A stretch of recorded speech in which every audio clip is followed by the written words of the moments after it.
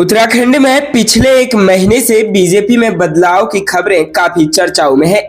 कभी मुख्यमंत्री धामी के दिल्ली दौरे से कैबिनेट विस्तार की चर्चाओं को बल मिलता है, तो कभी बीजेपी प्रदेश अध्यक्ष महेंद्र भट्ट को बदलने की चर्चाएं तेज हो जाती है।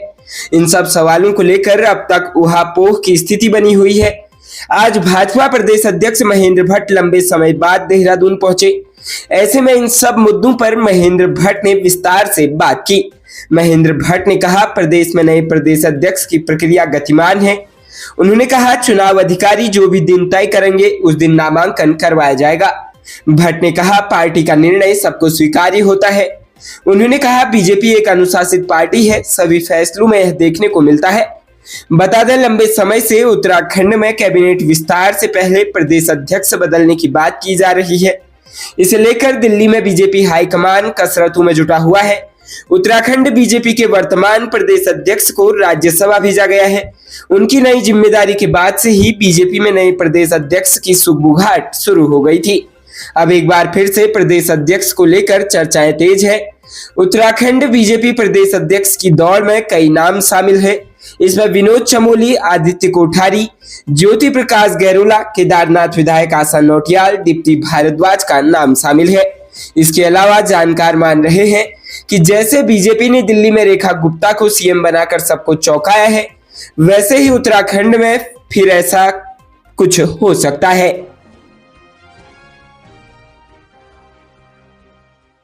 संरक्षित पशु की हत्या के विरोध में सोमवार को देहरादून रायपुर चौक पर लोगों ने विरोध में जाम लगा दिया।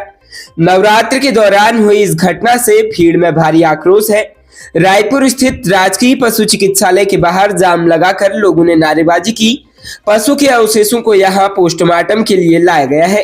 रायपुर क्षेत्र के ईश्वर विहार में एक संरक्षित पशु की हत्या कर दी गई। सोमवार सुबह पशु के अवशेष दिखे तो लोगों का गुस्सा फूट पड़ा। घटना की सूचना मिलते ही हिंदू संगठनों से जुड़े लोग मौके पर पहुंचे और विरोध प्रदर्शन करते हुए रायपुर चौक को जाम कर दिया। स्थिति को नियंत्रित करने के लिए मौके पर भारी पुलिस बल तैनात किया गया। रायपुर थाना अध्यक्ष प्रदीप ने बताया कि भीड़ को समझाने का प्रयास किया जा रहा है। बताया कि संरक्षित पशु की हत्या के मामले में अज्ञात व्यक्तियों के खिलाफ मुकदमा दर्ज किया जाएगा। प्रशासन ने लोगों से शांति व्यवस्था बनाए रखने की अपील की है।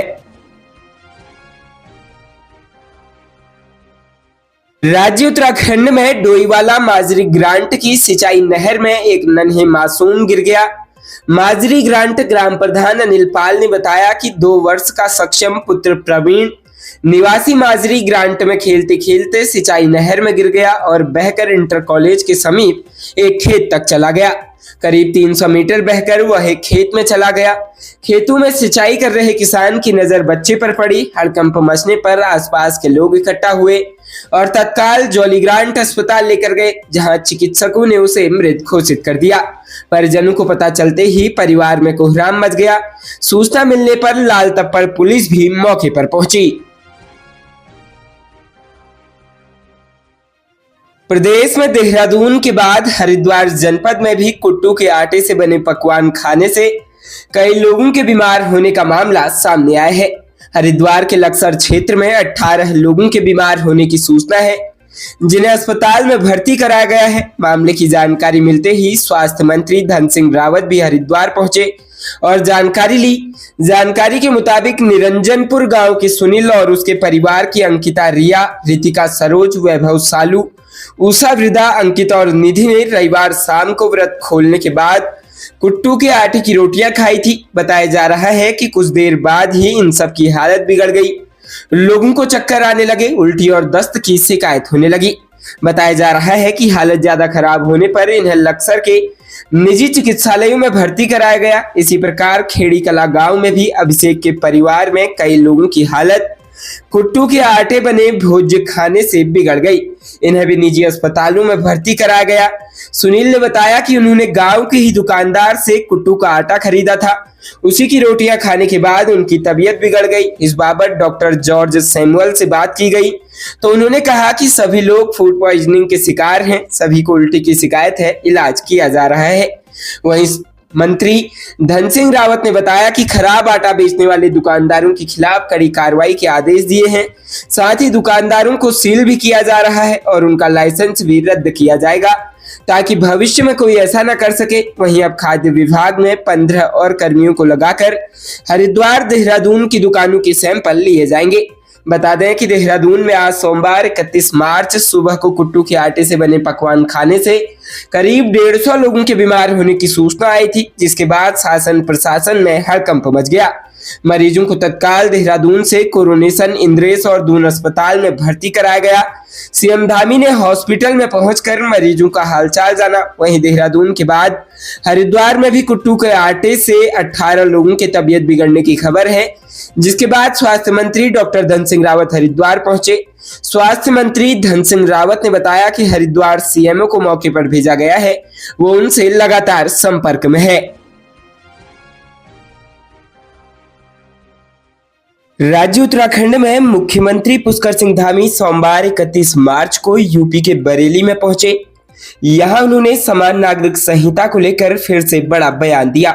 सीएम पुष्कर सिंह धामी ने कहा कि यूसीसी के जरिए उत्तराखंड की मुस्लिम बहन बेटियों को हलाला और शिद्दत जैसी कुप्रथाओं का सामना नहीं करना पड़ेगा। इसके अलावा महिलाओं को विरासत और संपत्ति के अधिकार में भी भेदभाव का सामना नहीं करना पड़ेगा। दरअसल उत्तराखंड के यूसीसी लागू करने के लिए बरेली में एक कार्यक्रम का आयोजन किया गया था, जिसमें मुख्यमंत्री पुष्कर सिंह धामी को सम्मानित किया गया। इस दौरान जनता को संबोधित करते हुए सीएम धामी ने न सिर्फ यूसीसी के बारे में लोगों को बताया, बल्कि विपक्षी दल पर भी यूसीसी को लेकर निशाना साधा। सीएम धामी ने अपने संबोधन में कहा कि यूसीसी किसी भी धर्म और पंथ के खिलाफ नहीं है।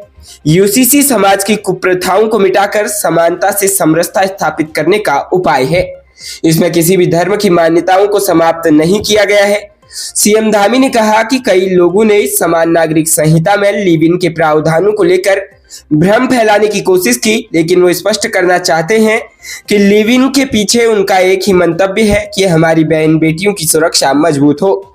इसके अलावा सीएम धामी ने विपक्ष पर निशाना साधते हुए कहा कि ये देश का दुर्भाग्य है कि आजादी के बाद से देश में ऐसी पार्टी का शासन रहा जिसने वोट बैंक की राजनीति के कारण यूसीसी को लागू करने का साहस नहीं दिखाया, जबकि कई देशों में यूसीसी पहले से लागू है।